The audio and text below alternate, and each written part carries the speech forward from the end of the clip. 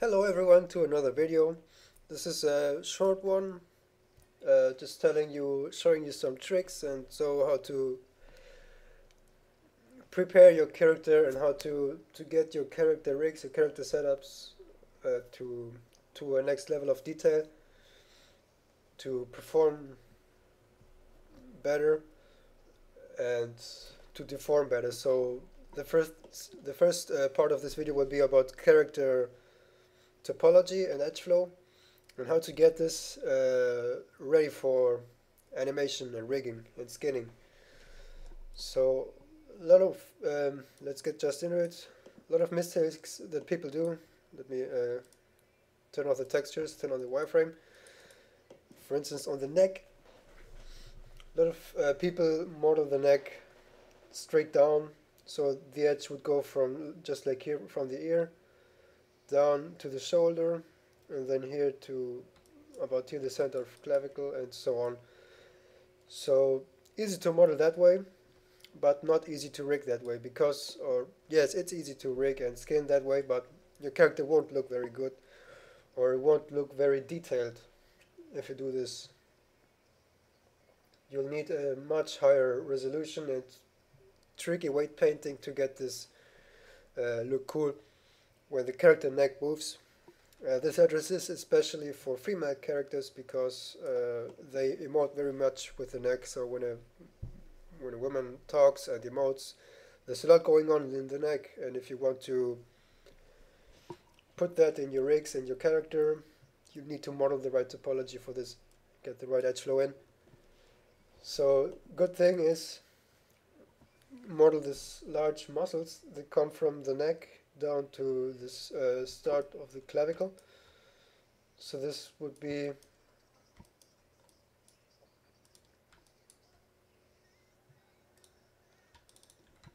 this one, for instance. You go from here from the ear and go down to here.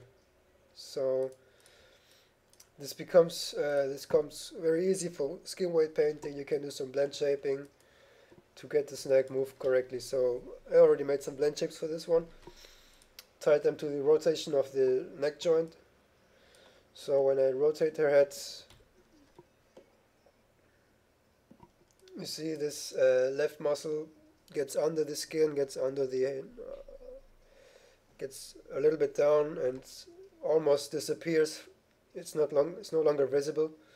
And the right one pulls out, stretches, and is very defined now. I'm going to move the other way. You see, this is things that we want to achieve. I modeled this her neck already with this really defined neck muscles here. You can also model them smooth like this, and then do the blend shapes come out of this.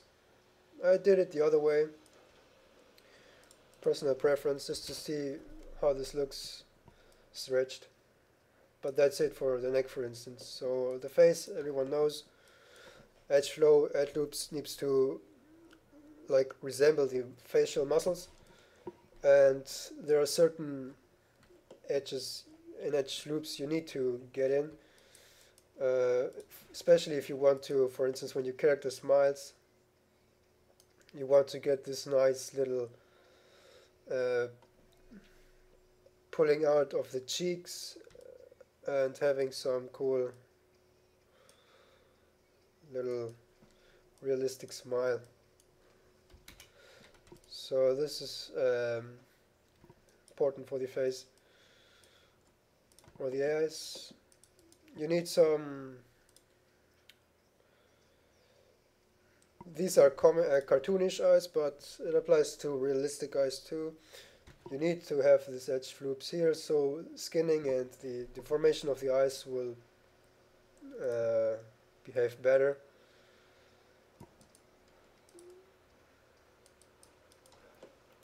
So, for instance, I could, and that way, if you do your right skin weight painting, you have the freedom, for instance, to do this.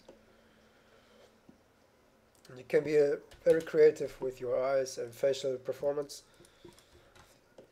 So other thing, for instance, the clavicles, depending on what you do with your clavicles, with your shoulders, if you, for instance, rotate your shoulder forward, the skin here and there just like pulls down and makes your clavicle come out even more and makes it very defined. So let me rebuild this with this one. Switch to FK.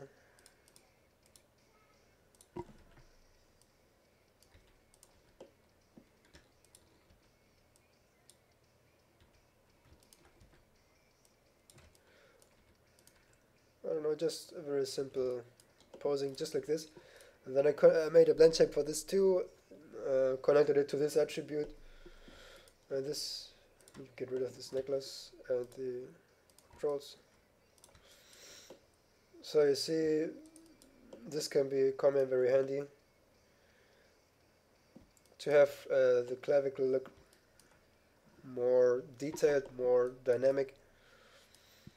Another thing must be you can use some geometry down here, some edge loops down here, because when you move your arm up, you certainly get this little hole under the arm, on the axle. And well, I made a blend shape for this too, and this will make this nice little hole under the arm. That's important. If you want this, it looks cool. Another thing is on the arms.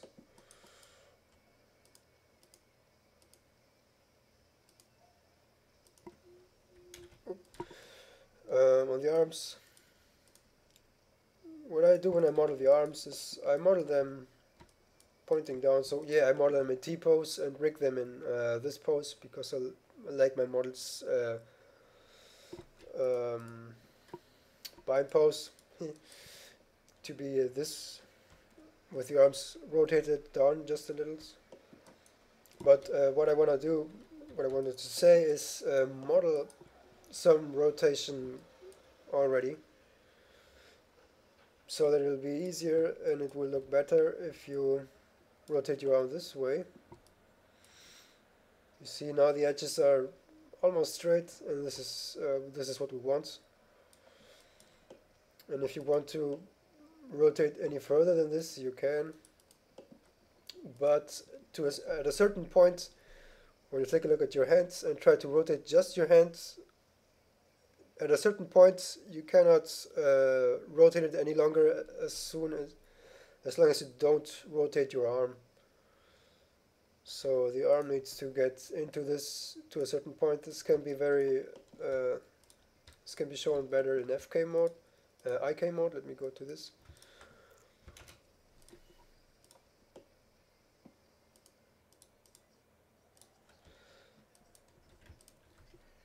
So we can rotate like this, and if we want to rotate any further, we will need to add this elbow pole vector into it.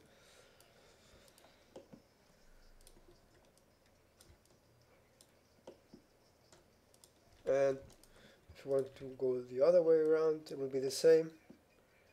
For instance, we rotate like this, -90 about. We rotate the arm too. You see the entire arm rotates. I got this little control here to fix the shoulder rotation.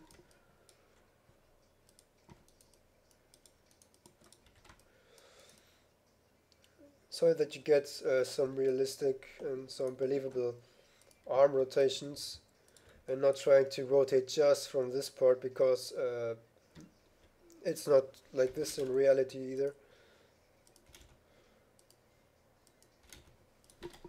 So yeah, one thing I forgot about the shoulder, your edge flow here needs to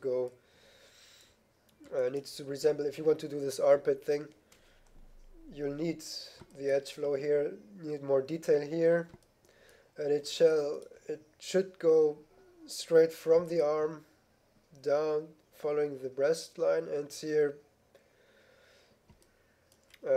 along the chest. So it'll be easier and it will look better when it deforms if you do it this way. Another thing, important thing, is the pelvis. What's going on here? Ah, okay. So, this edge flow needs to be there.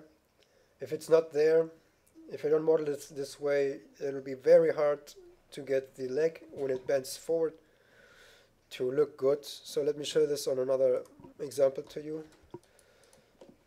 This is a human base mesh from Mudbox.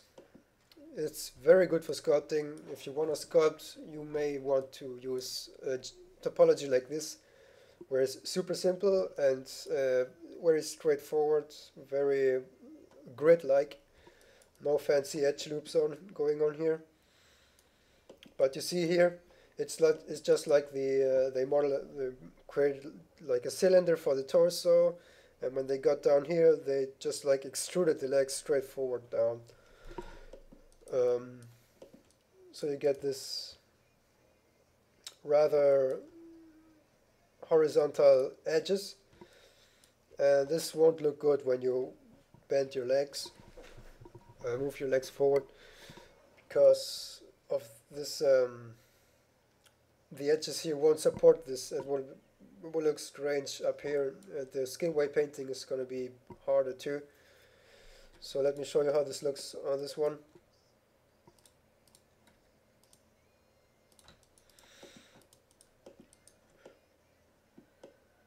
See how the geometry follows the leg already. Super easy to skin weight paint. Looks very good just from the beginning. This is the thing you want to keep in mind.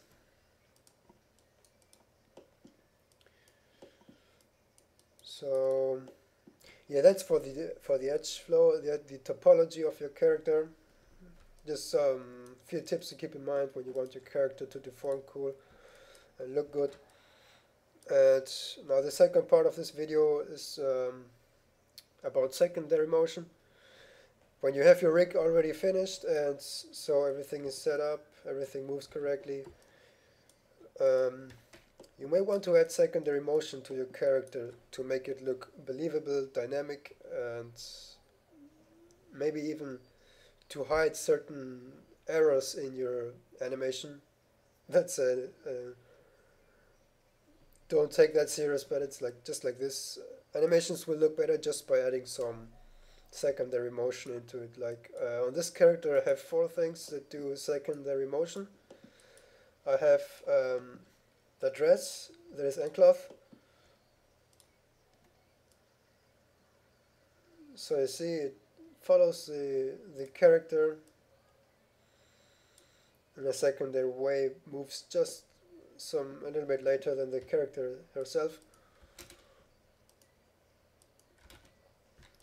Then the breasts, I showed you the breast rig in my other YouTube video, so if you want to view this, you can do.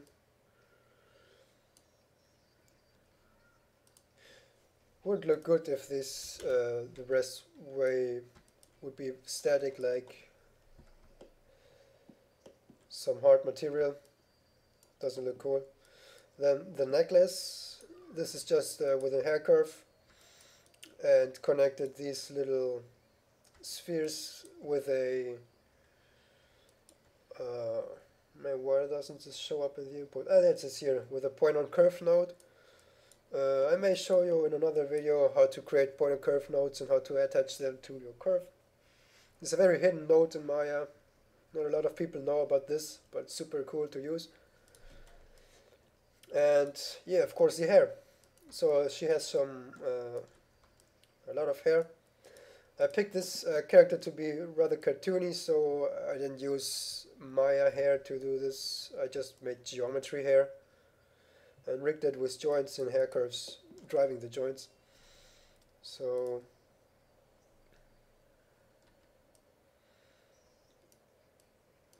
you can get some motion like this.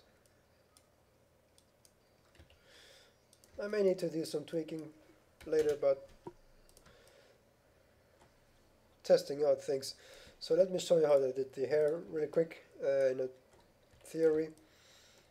Well, I duplicated some of the head mesh, extruded out the hair using for certain parts some curves. Like for this, I used a curve to extrude this one, and here the rest is just a simple extrusion downwards.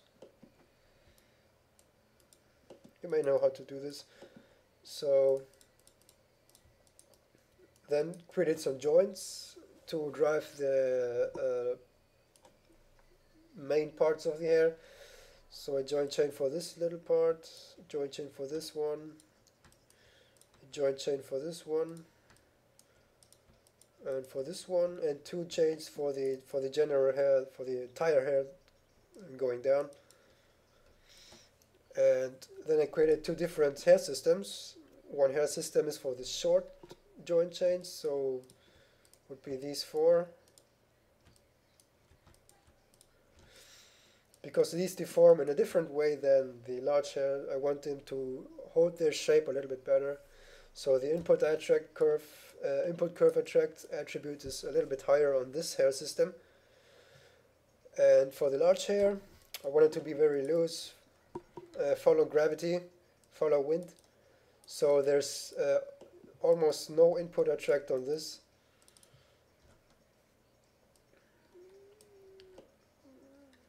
So you see how it goes down.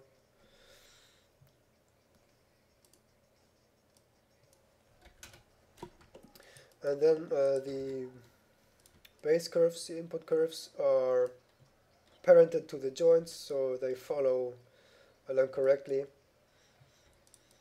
Yeah, so this is the hair. Just one little thing for the cloth. I have a tutorial on YouTube on how to create a basic end cloth setup for simple geometry like such a dress, and to attach it to your character. There's an even easier way than what I showed in the video. You can model the dress, create a skin cluster, skin it to the joints you want it to be driven by. So in this case, thigh joint, some spine joints, chest bones, and the breastbones, and just a little bit of the arm. And we'll just skin it, copy the skin weights so it follows exactly the same motion. And then the only thing you need to do, let me show this, is on dynamics. Instead of creating a component to component constraint, we go straight up to the input attract attribute for each vertex. So let's paint this. And you see everything on white has a 100% input attracts, or a value of 1, which means it follows the exact same motion as the joints do, and thus does the exact same as the character does. Everything on black has no input attract. It will be completely end cloth, completely dynamic. So this is a nice way also to tie your, or to have your dress always on your character. And so when I move this, I already get some, on frame 1, on the start frame, it'll still follow the skin cluster, and as soon as I run the simulation, it'll simulate.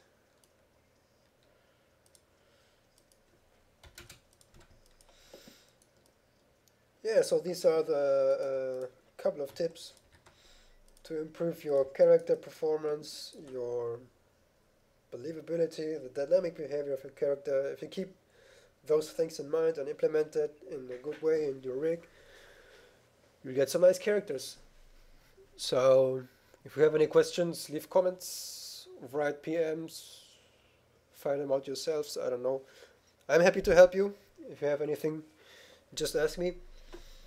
And see you in the next video. Bye.